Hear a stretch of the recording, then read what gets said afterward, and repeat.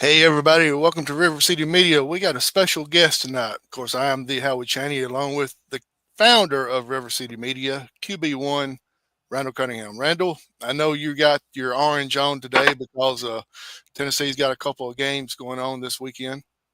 Well, I'm right behind us right now. We're doing this podcast, and I'm going to enjoy it. But there's 82 inches of Lady Balls in Texas about to be on. So as long as it stays calm, I'll stay calm. But I've enjoyed watching Alabama's run too, because I think Duke and Alabama might set up as the most interesting Elite Eight game out there right now. But what a great March Madness we're having. Yeah, it's great. It's going to be such a big game. My brother-in-law and nephews left at 1 o'clock this morning, going up to New Jersey to watch that game tonight. That will be fun. I'm envious. I wished I was in Indianapolis to see Houston and Tennessee tomorrow. So they left at 1, going up to watch Alabama play. So let's get to our guests. We got special guests tonight. AJ Wuest of the Before 4 on Channel 48. You can catch it live on Facebook and YouTube weekly. AJ, thanks for joining us tonight. Yes, absolutely. Thank you so much for having me. Let's get started with talking about you're a graduate of Belmont up in Tennessee. So what brought you to Channel 48? So it was very interesting. When I was at Belmont, I joined the student newspaper, the Belmont Vision, and I had so much fun there. I started out as a sports reporter, just covering baseball. But as I continued to grow with the Vision, I landed a role as sports editor and then eventually editor-in-chief my senior year. And upon graduating, I didn't have any jobs lined up at all. And I looked for different opportunities to kind of like work in maybe sports, which is something I was extremely passionate about, and ended up taking kind of like a part-time job for the Atlanta Braves as a fan host. It was an awesome opportunity. I got to work in the Truist Club, which was so amazing. Just being like literally feet away from the players and everything was just such an awesome experience. I got to meet Brian Snitker during that role. But I noticed that part-time job was not sustainable because I wasn't getting paid too much. So I continued kind of looking for journalism roles, and eventually 48 reached out to me, and I had put my name in a gray kind of a pool, and 48 reached out to me and offered me this awesome opportunity. And now I've been here about a year and 3 months, and I'm loving it. It's so much fun. And Randy asked you for a win on the air if we could talk sports or not. Yes, And, absolutely. I've told Randy a little about you, and yeah, I didn't go into details as far as all the sports things that you've covered and everything. So, but you're at 48 now, and you got the Before 4 that comes on. It is a weekly show. Is that correct? It's actually a daily show, Monday through Friday. It starts at 3:30, and it's basically kind of previewing what's to come in the 4 o'clock, 5 o'clock, 6 o'clock, and 10 o'clock newscasts. And also, there's that aspect of it that's kind of like a previously on 48. We might play some older stories in case you missed them. We have a Facebook Fun segment at the end of the show where we engage with viewer comments. So it's a lot of fun. It's been exciting to see how the show has grown since the very beginning. And you've got to meet and interview a lot of different people because of the events that happen in Huntsville. You're able to talk to the people that's going to be at those events. One of the big ones that I mentioned to Randy back a few months ago was and we got a wrestling podcast, of course, and the biggest one was when WWE came to town. You was able to interview Braun Breaker. Yes, absolutely. And it was interesting because I'm not really super keen to wrestling. I didn't really grow up watching wrestling. But my digital content manager is a huge WWE fan. And he actually gave me Braun Breaker's contact. And I was able to reach out to Braun Breaker and had him on a 48 Now interview. It was only like a 8 to 10 minute interview, but that was so much fun. And yeah, I didn't realize he was a Kennesaw State graduate, and he actually had a football career before he became a WWE wrestler. So that was an awesome opportunity. And also I got to talk to Hacksaw Jim Duggan, who is an absolute legend. He had his 2x4 there. He was like, oh, it was so much fun. So yes, absolutely. It's just incredible opportunities there. So tell us about some other people you've met that you've enjoyed interviewing so far. And then after he answers this, Randy, will come to you.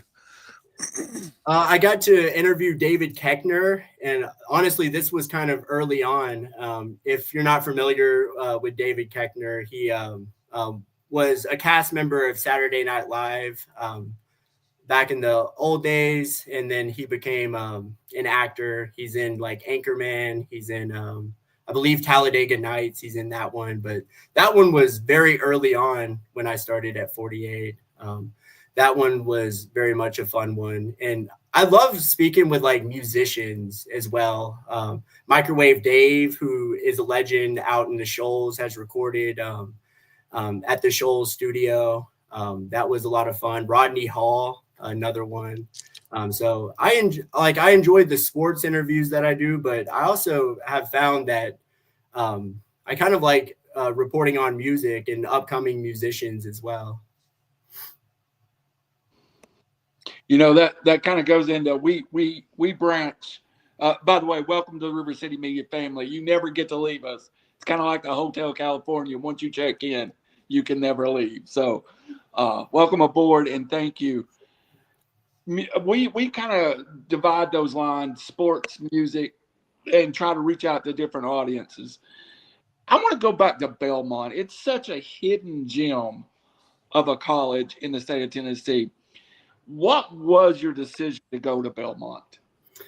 You know, that is a very good question. Out of high school, like when I was in high school, I played football, but I also had an interest in theater, and I was cast in several different productions that our high school theater put on. King Triton in The Little Mermaid was probably one of my favorites, just because I loved my costume. I just felt like the king of the ocean.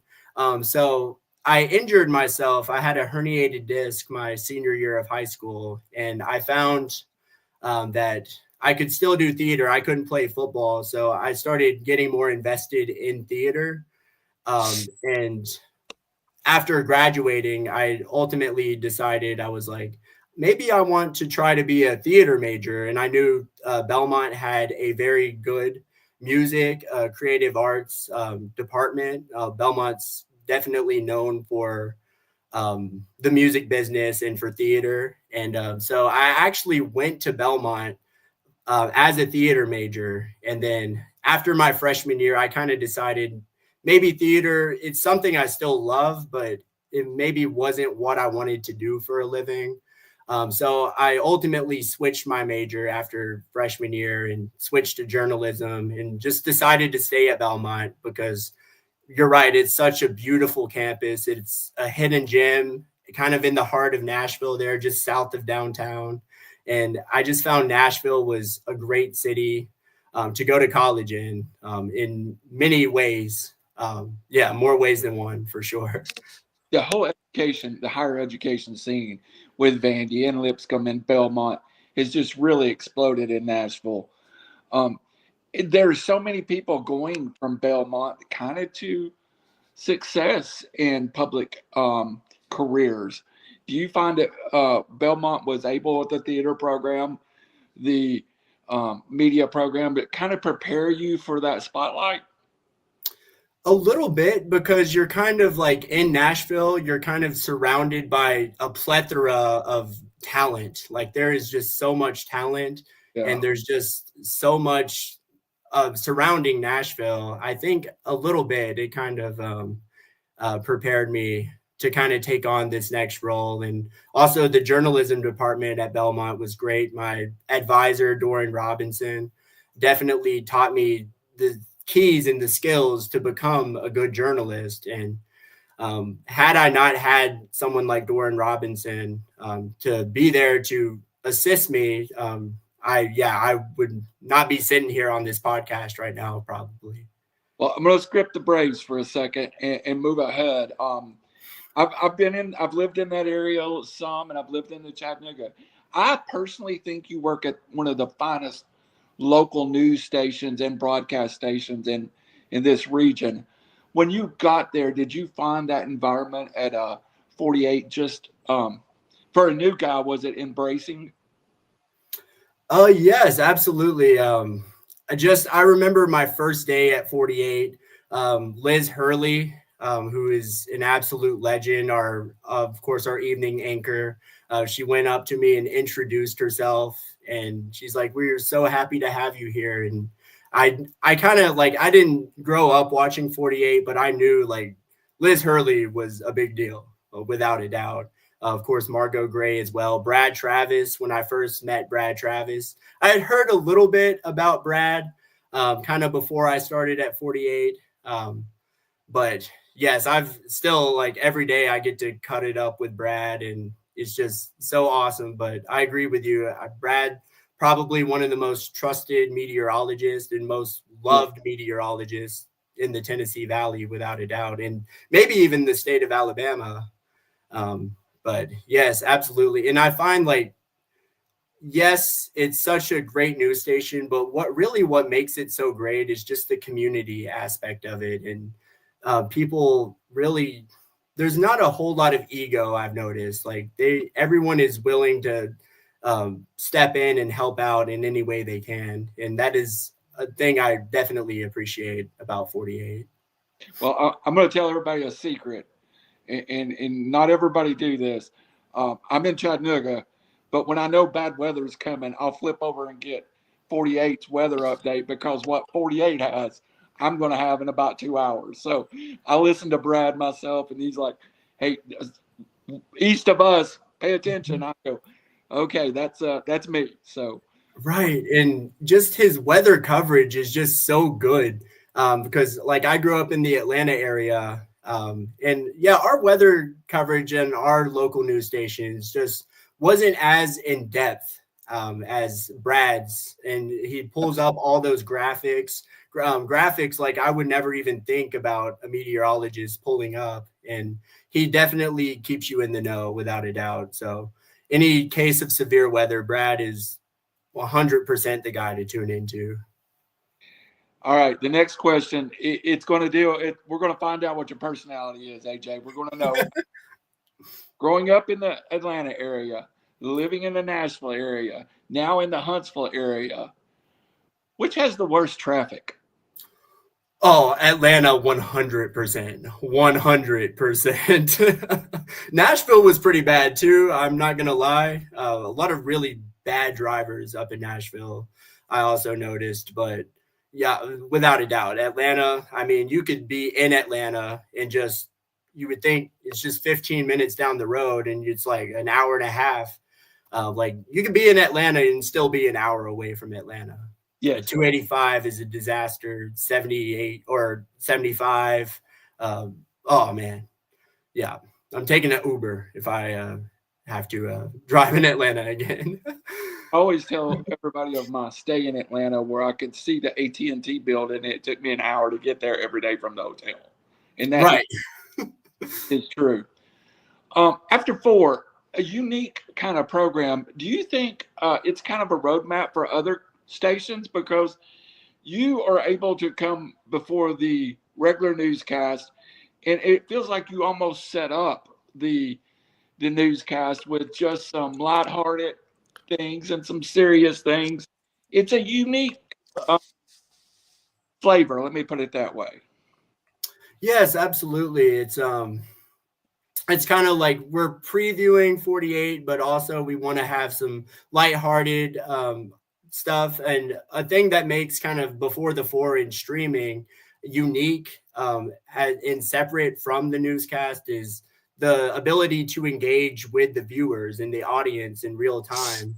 So viewers can comment on Facebook during the stream, and I can look at that comment and I can speak on that comment if a viewer has a question or an opinion, something along the lines of that. I'm able to interact with that, which is something the evening newscast is not able to do. So it's a bit more one-on-one and kind of more engaging, I would say. We've embraced that feel here too. We almost do a radio feel, but through video cast. And there's more and more almost home businesses starting up. Like, hey, I'm going to start a podcast network or a video network.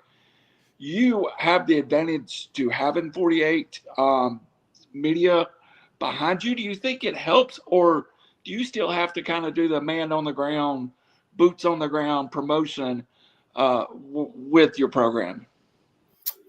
A little bit. I'm trying to get a bit better as far as like my social media presence and just attracting a bit more viewers. The streaming stuff is still kind of a new aspect or a new thing at 48. So we're finding that we have like other shows that we're starting up.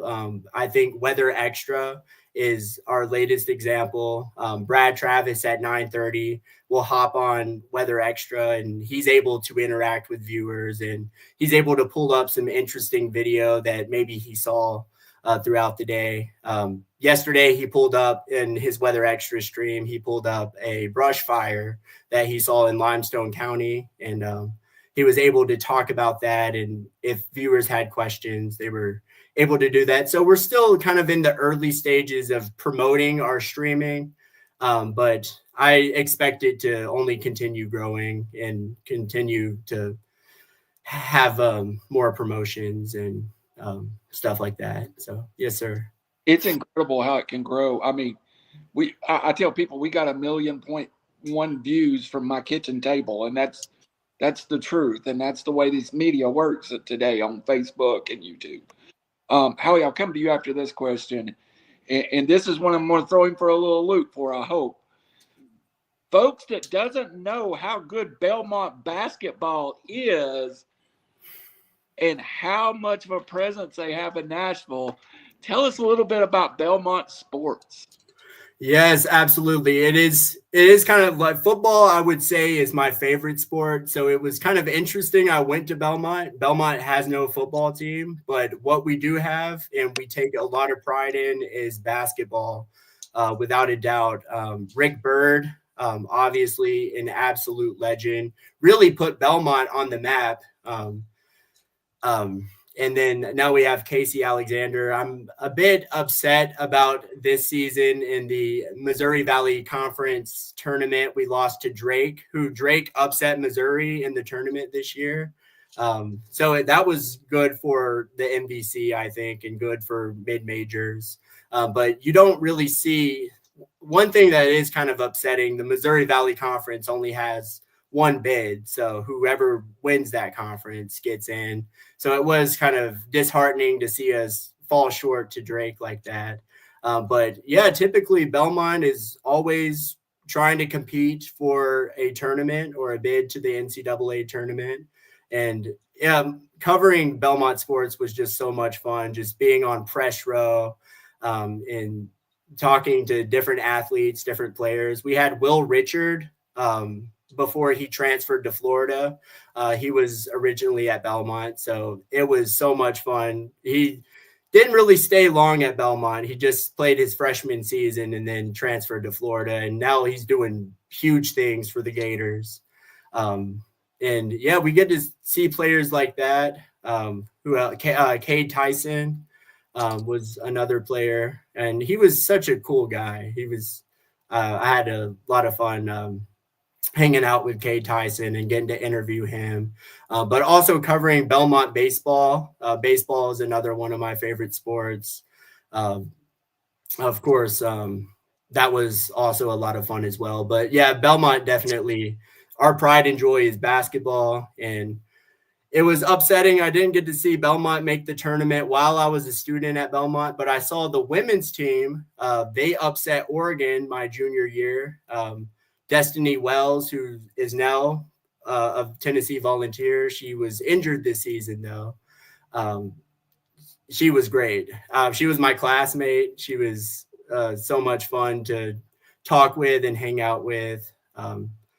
But yeah, after we beat, I think it was 2022, we beat Oregon in the round of 64. And that was back when they had the likes of Sedona Prince, and Destiny Wells was guarding Sedona Prince, who stands at what, 5'2". Sedona Prince is like, what, 7 foot tall.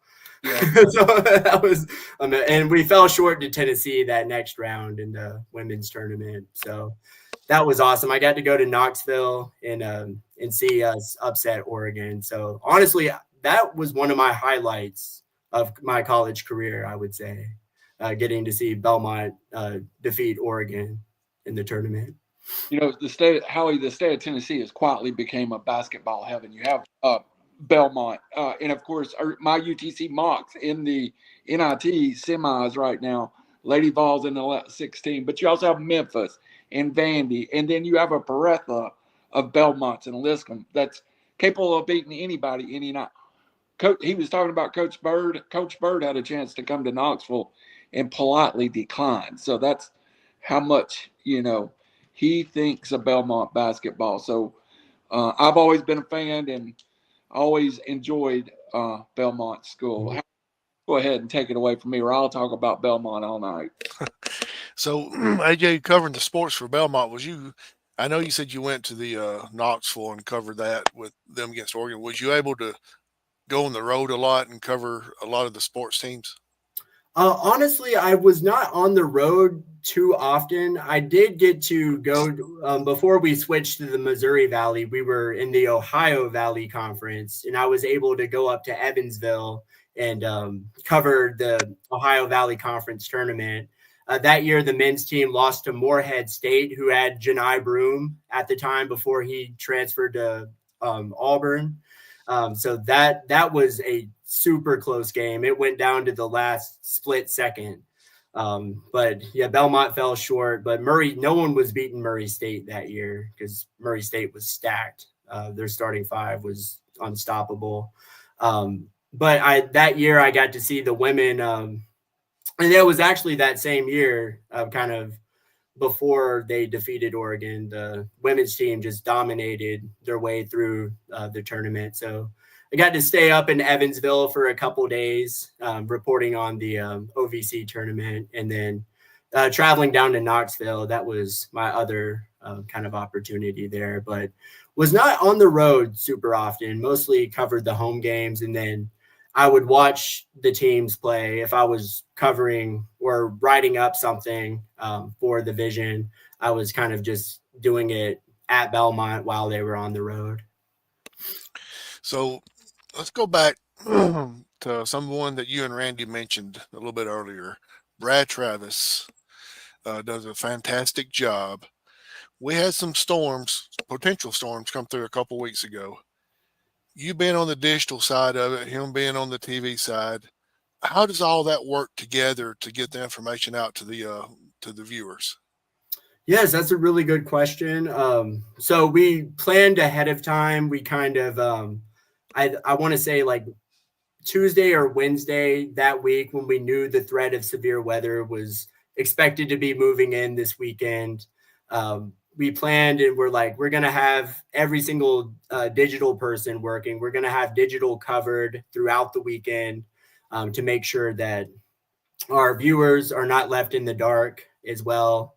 But kind of like once we're there, once our shift starts, Brad is, he's nonstop. He's keeping the viewers in the know of what's happening. And kind of the digital side, we set up the stream for Brad. So he can just stand in the weather center and we route everything together and we start the live stream so that his job is definitely easier. And also if viewers have photos or any reports of damage or anything, we can post those on social media. And obviously, we never want to leave our viewers in the dark, especially during severe weather. So Well, yeah, it's all hands on deck, without a doubt. And I know April is probably the most severe weathery month here in the Tennessee Valley. So we'll probably be on all hands on deck a few times this month, without a doubt. But we have everyone there. Everyone's helping out any way they can. We have team coverage on the severe weather because, yeah, we want someone there at all times, without a doubt. So what's the funniest thing that you've saw on the digital side of it that has came through, whether it be on a severe weather or even on your before four show or anything? The funniest, let's see. We've seen some funny stuff, without a doubt.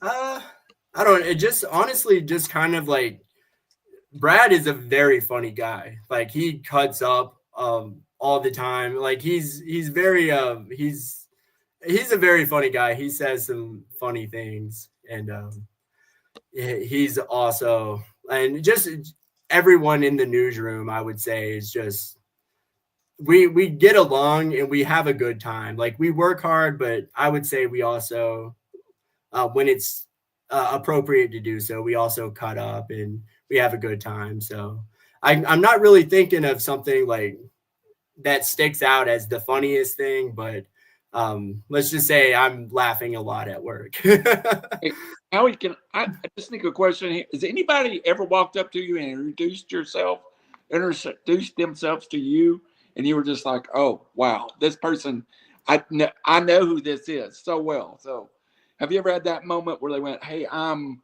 so-and-so, and It's kind of interesting. I want to say back in February, I was in Target, and of course, I still had my suit and tie on because I try to keep a suit and tie on when I'm working. And I still kind of had my work clothes on. And I was in Target just shopping, and someone came up to me and said, "Hey, I watch you every day." And I was like, "No way." And honestly, I was taken aback by that. It was honestly a surreal moment that I'm just hanging out in Target, just buying some groceries, and someone knew who I was. And it was honestly a really surreal moment.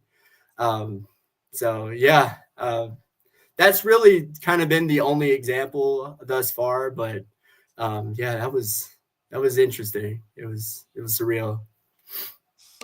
Like when when you worked for the Braves and Brian Snitker came up and you was able to meet him and he introduced himself, was you like, yeah, I know who you are?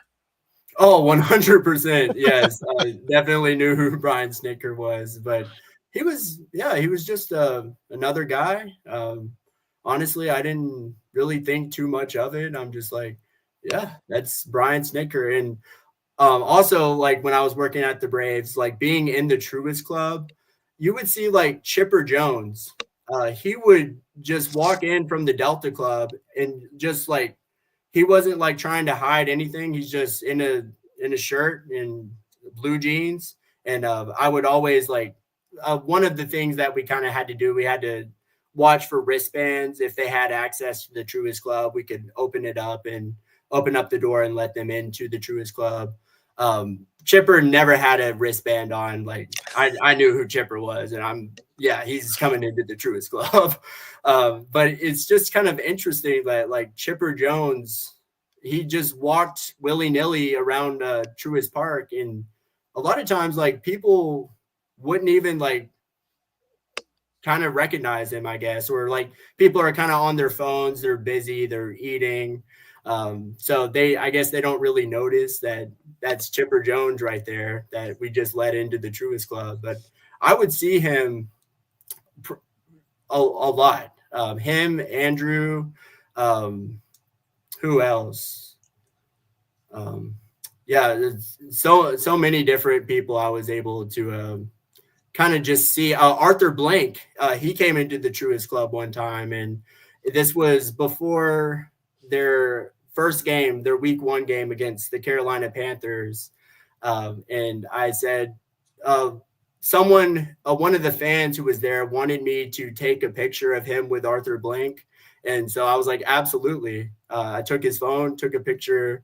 And then after the fact, when Arthur Blank was leaving, I said, best of luck tomorrow, Mr. Blank. And he said, thank you, buddy. And he like tapped me on the shoulder. And I was like, that is awesome. I was like, that is so cool. But like, I think I didn't get to like meet Roddy White, but I saw Roddy White walk into the Delta Club once. There was so many like different people, and it was like, honestly, it's just kind of like they're just another person. Right. And someone else that you haven't mentioned, but a lot of people around here, which I'm in Northeast Alabama, and a lot of people watch the 48 News.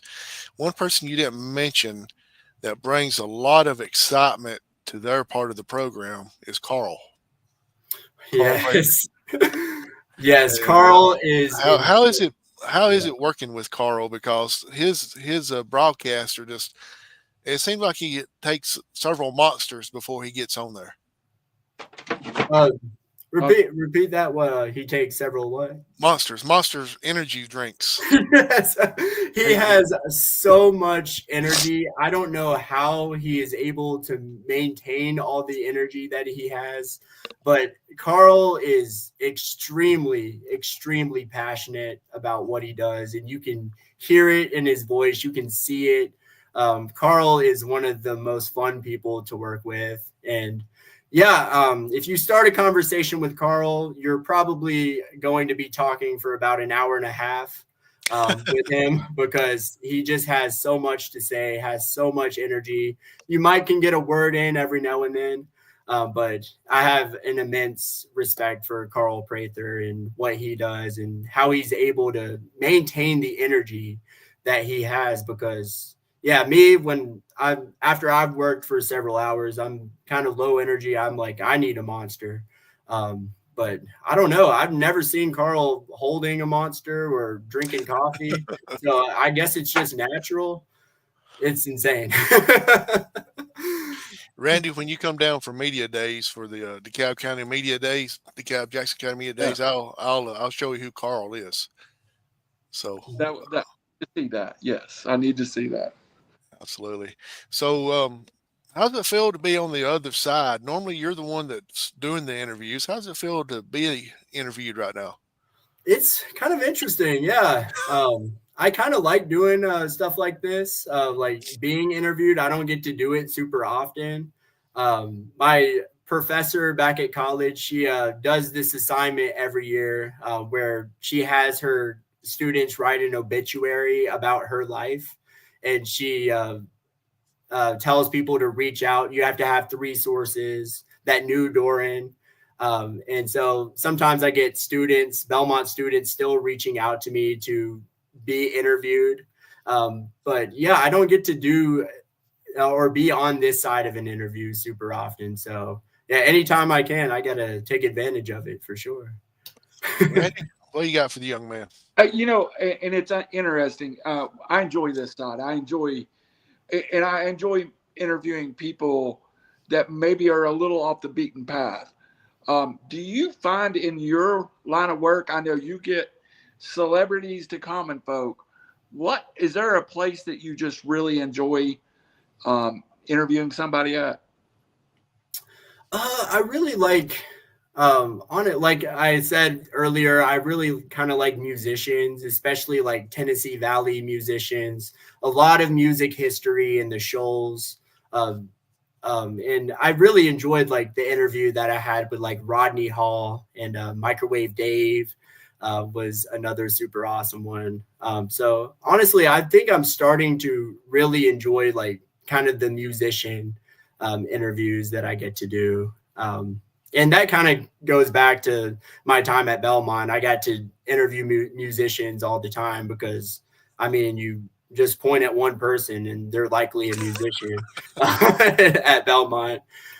So I really do kind of enjoy those. But I also like kind of interviewing about good causes, like different charity events. I know the Battle of the Buffalo is coming to Huntsville in a few weeks. And I've lined up an interview with people at the Battle of the Buffalo, which is basically a chicken wing eating contest, but it's for a good cause. It's for cancer research.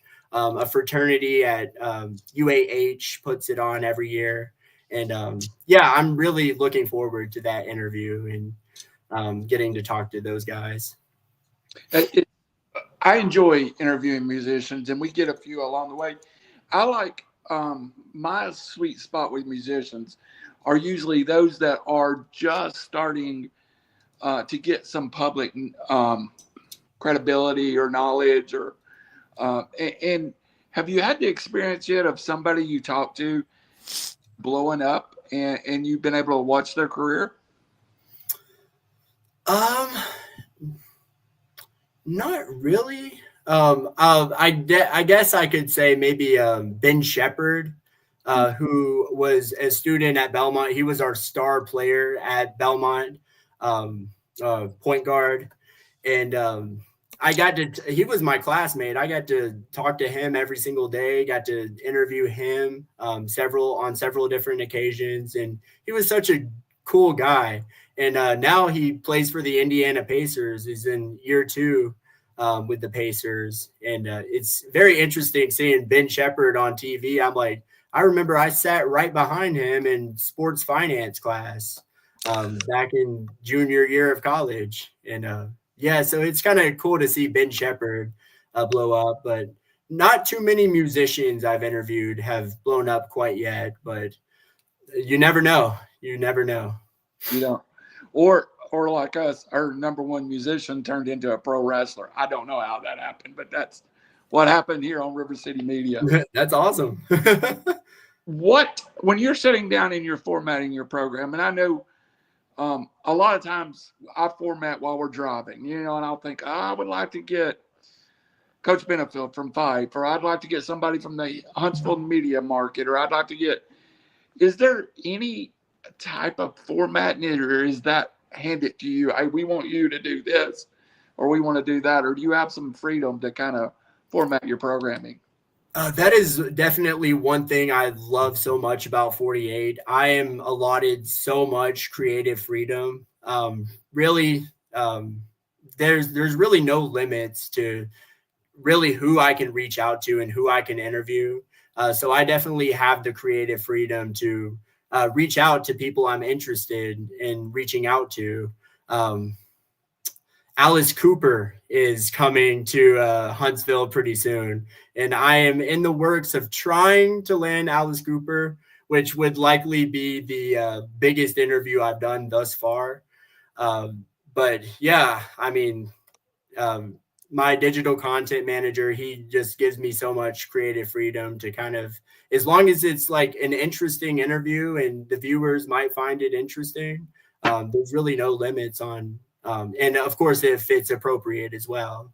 And there's really no limits on who I can reach out to. And my digital content manager, Ryan Fay, he is extremely helpful as well as far as like lining up different interviews for me. So yeah, it's so much fun, and I'm definitely, that is one thing I love probably the most about my role at 48 is that creative freedom. Alice Cooper is held in high esteem here. I remember my daughter was 10 and I took her to see Alice Cooper just because he's such a neat human being. So right. One more thing, and Howie, I'll try to keep this short, but I want to go around this line just for a minute. Your sports background, are you only a Belmont fan, or do you have another team that you pull for? We're all Braves fans. We're all Falcons fans. We're all Atlanta people, no matter where we. I went to Tennessee. Howie leans towards Alabama. Do you have a college team you follow besides Belmont? Yeah, absolutely. And I know in the state of Tennessee and the state of Alabama, this is not a very popular comment or a very popular team. But I will have to say my mother is a graduate from the University of Georgia, And I definitely, as far as football goes, I definitely root for the Bulldogs when it's college football season. Yeah, we do a Georgia Tech podcast too. So that's what I assumed your logic was of being a Georgia fan. Which not in the NCAA tournament though. This is where I was going with this question. Do you find like if Tennessee's eliminated, I'll find a random school somewhere along the way that I just fall in love with their team, and that's who I support. I remember one year, for some reason, I got on Iowa, and Iowa was a real good men's basketball program. And then when Caitlin Clark was at Iowa, I fell in love with Iowa. I fell in love with a friend of mine's son played at Kentucky, which, believe me, is not popular with here. But during that time, I had to, follow Kentucky, and that was during the Anthony Davis time. Do you find yourself this time of year without Georgia being in the tournament? Just are you an Alabama fan, or what do you do? Just kind of jump back and forth? Yeah, I would say this season I'm an Alabama basketball fan. It was extremely, and honestly, like Mark Sears, a Tennessee Valley guy, he's from the Shoals. I'm definitely rooting for him, and I really respect the fact that he decided, because he could have went on to the NBA draft, but he decided to stay at Alabama, and he wants to win a title this year. So it's hard for me to not support the Crimson Tide this basketball season. And just what they did against BYU, 25 threes, like that is insane. And I really do think they're going to give Duke a run for their money tonight. I really do. Me too. Matter of fact, not that we, support DraftKings or anything, but if you looked at my account, you would see I think Alabama's going to give Duke all they want tonight. If they shoot the way they shot against BYU, I don't see Duke winning, honestly. Yeah. That's kind of what I'm thinking. Mm-hmm. All right, one more set of questions, and then Howie, I'll turn it over to you. And I'm sorry I have to slip out, but I've got to pick my daughter up. And this has been so enjoyable. Please come back anytime you just want to publicize something or talk about something. The history of music in the Shoals. Have you ever considered doing something on your program about that? I would love to. Absolutely. I think that would be an incredible kind of like, maybe even if it's not an interview, but just kind of like maybe a package or something that I could put together, just kind of featuring Shoals music history, because there is plenty there. So yeah, I think that's a great idea. I might honestly have to see what I can do there. When you start talking about the birth of Southern rock and the Allman Brothers and Skinner all chose at one point to record Muscle Shoals, it was almost like an explosion came out of North Alabama that rivaled anything that has occurred anywhere else that wasn't LA or maybe Nashville. Mm-hmm. Yeah. Do you listen to any of those, to any of that type, or is your taste in music different, or what do you listen to? I listen to a bit of everything. I would say my music range, everything from like Tupac Shakur or Kendrick Lamar to Leonard Skinner, the Beatles. I listen to the older stuff as well. Pink Floyd. I love Pink Floyd so much. And honestly, I've recently, probably about a month ago, I bought the Pronounced Leonard Skinner album, and I'm playing that on vinyl nonstop. I love that album so much. But that is, I really, and I think there's such a touch of Delta blues and the blues and some of the great things that recorded in Muscle Shoals. It just locks it together when you talk about people like David Gray would record there, and I think Gladys Knight even recorded there at some point. So it's just it's a piece of Americana that we don't treasure enough, I think. I agree 100%. And it just sounds so unique and just so North Alabama, and really just Alabama in general. It's just that sweet spot between, I guess, rock and country. It's just the perfect blend, I want to say.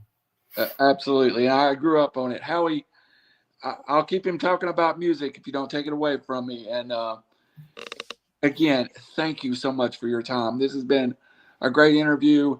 And again, your programming will be linked on River City. We'll try to pick up some of your feeds and see if we can't get them up and spread them out a little bit as you grow. But such an interesting topic. I really think you're on to a wave of the future. Well, I greatly appreciate that. I very much do. Thank you so much for having me today. We was hoping to have our other guy Phil here with us today, but he has other obligations. And Phil from WQSB Friday Night Scoreboard. Yes, we are. Yes, we are following WQSB on when we're doing 48 Blitz, which I get to hang